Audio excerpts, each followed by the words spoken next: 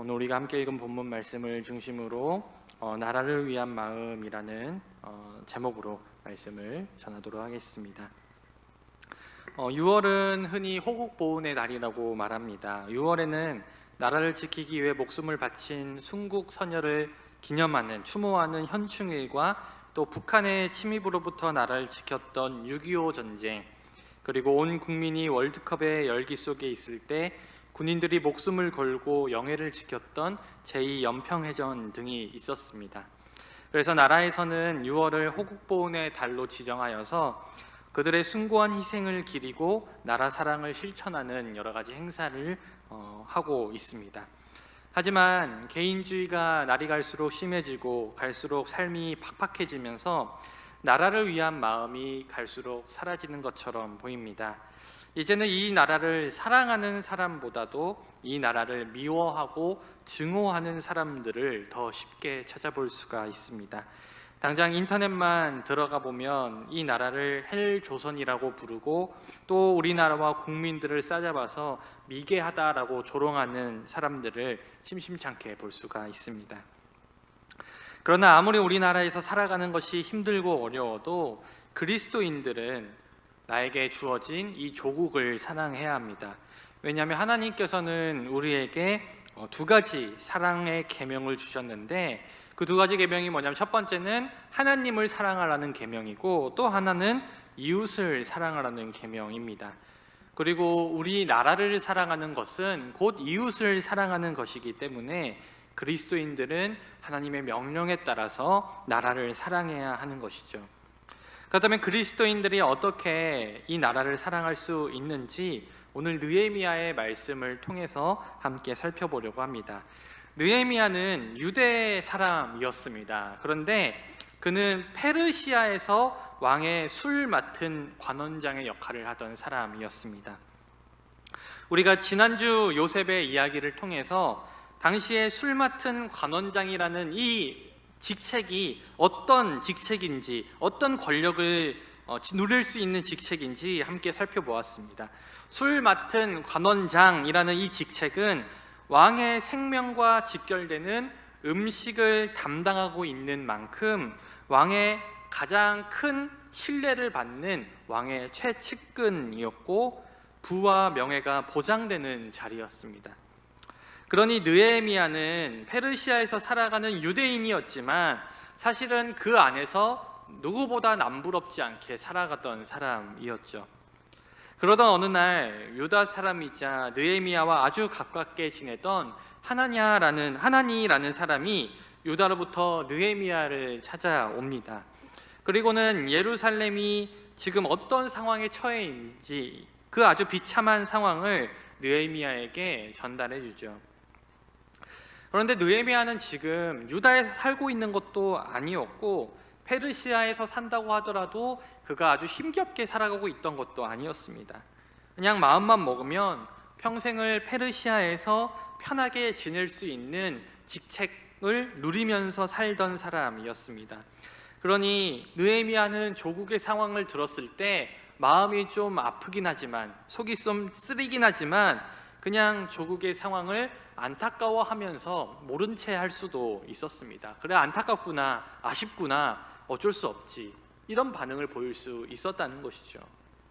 그런데 느헤미야는 먼 타지에서도 자신의 조국의 일을 남일처럼 여기지 않았습니다. 조국이 힘들고 어렵다는 이야기를 듣자 그는 그 자리에서 앉아서 울고 수일 동안 슬퍼하며 하나님께 금식하면서 기도를 합니다. 그렇게 느헤미야는 하나님께 자신의 가족들과 자신의 죄를 회개하면서 다시 한번 유다를, 이스라엘을 회복시켜 줄 것을 하나님께 간절히 요청한 것이죠. 오늘 우리는 이 느헤미야의 모습을 통해서 그리스도인이 어떻게 나라 사랑을 실천할 수 있는지에 대해서 아주 구체적으로 배울 수가 있습니다. 바로 제일 중요한 것은 나라를 위한 관심과 기도라는 것이죠. 여러분, 느헤미야는 먼 타지에 살고 있었지만 유다의 상황을 남일처럼 여기지 않았어요. 나라의 아픔이 마치 나의 아픔인 것처럼 진정으로 마음 아파하면서 기도했습니다. 여러분, 우리 주변에는요, 이 나라에 대해서 비판하는 사람 많이 있습니다. 막 이 나라가 뭐 어쨌고 저쨌고 뭐 대통령이 어쨌고 많이 있어요. 이 나라에 대해 안타까운 마음을 가지는 사람도 많이 있습니다. 그런데 많은 사람들이 이 나라를 비판하고 안타까워하는 것에서 그냥 거기서 끝이 난다는 것이죠. 내가 할 수 있는 일이 없다고 생각하거나 나라를 위해 내가 무언가 할 필요성을 느끼지 못하는 것입니다. 그러나 느헤미야는요, 나라를 향한 그 애통한 마음에서 그치는 것이 아니라 곧바로 하나님께 금식하며 기도했습니다. 사랑하는 여러분, 우리의 기도는요, 우리의 마음이 닿을 때 기도가 나옵니다.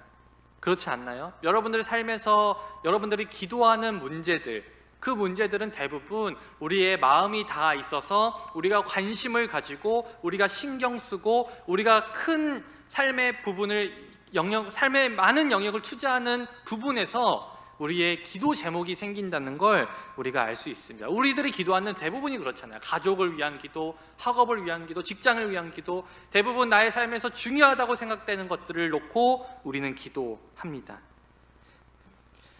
그러니 우리는요, 이 나라를 사랑한다면 나라를 위해서 기도해야 되는 것이죠.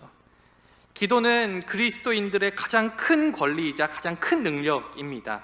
그러니 우리가 사랑하는 사람을 위해 간절히 기도하듯이 나라를 사랑하는 마음을 가지고 이 땅을 위해서 간절히 기도해야 합니다.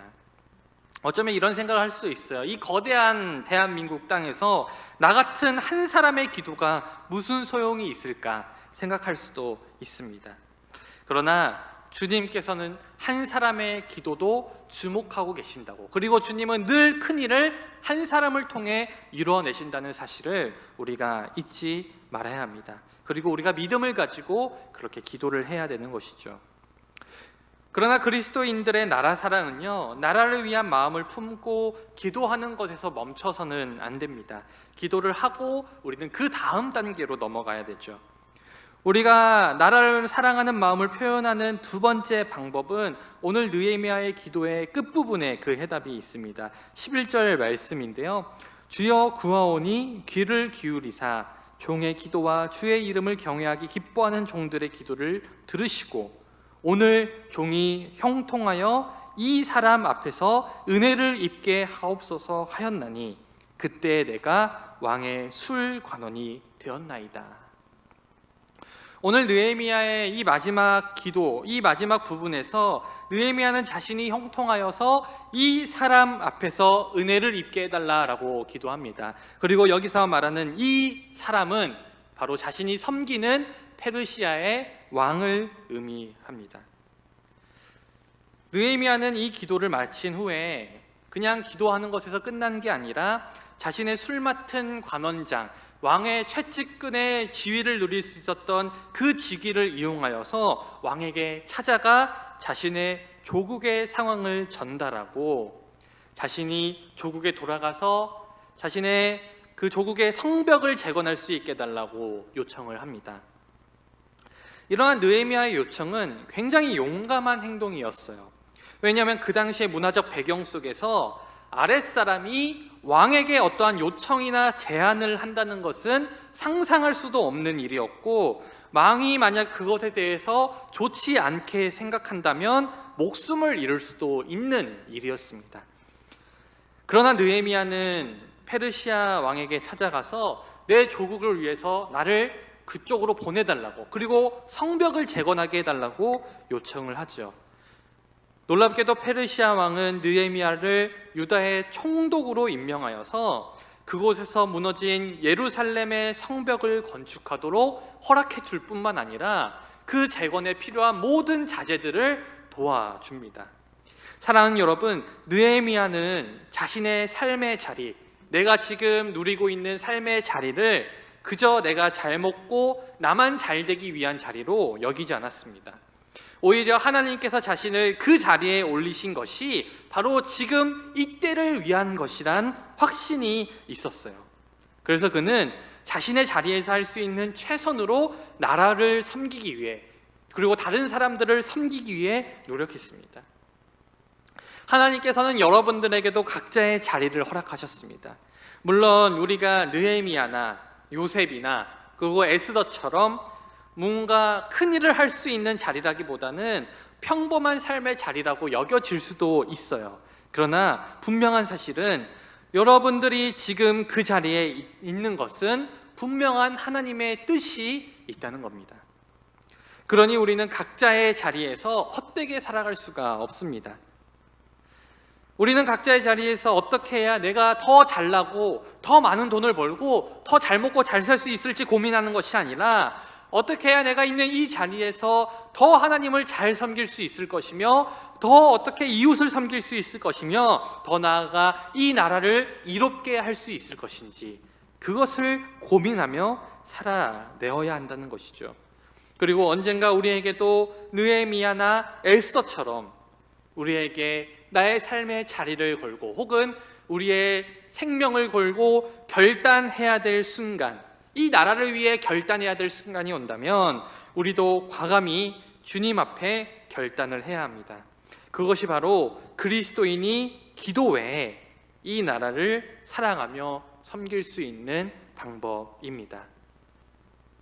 사랑하는 여러분, 하나님께서 우리를 이 땅에 태어나게 하신 것은요 결코 우연이 아닙니다. 이 땅에 수많은 나라들이 있잖아요. 250개국이 있다는데 그 수많은 나라 중에서 하필이면 이 대한민국 땅에 우리가 태어난 것은 결코 우연이 아니라는 거예요. 그렇다면 우리도 느헤미야처럼 우리나라의 상황이 어떠하든지 우리는 이 땅을 우리 마음에 품고 뜨겁게 기도하고 그리고 더 나은 나라를 만들기 위해 각자의 자리에서 최선을 다해야 합니다. 오늘 나라를 위한 뜨거운 마음을 가졌던 느헤미야처럼 우리도 나에게 맡겨주신 이 대한민국을 향한 뜨거운 마음을 품고 나아가는 저와 여러분 다 되시기를 주님의 이름으로 간절히 축원드립니다.